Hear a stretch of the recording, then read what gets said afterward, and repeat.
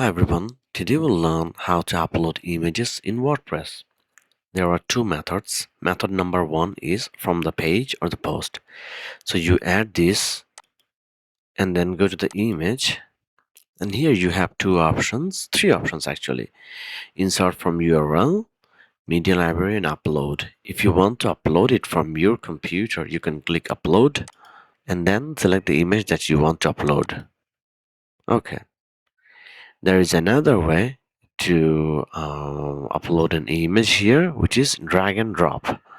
So let's say you want to upload this image, you just drag and drop here. It's gonna be uploaded on your WordPress.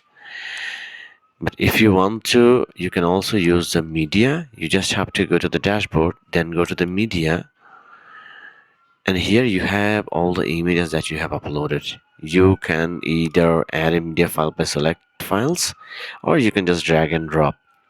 The third one, I actually said two options. There is actually another option, is going to the same here image and then click insert from URL. So here, if you want to put an image from somewhere else, put the exact URL of that image and then click this.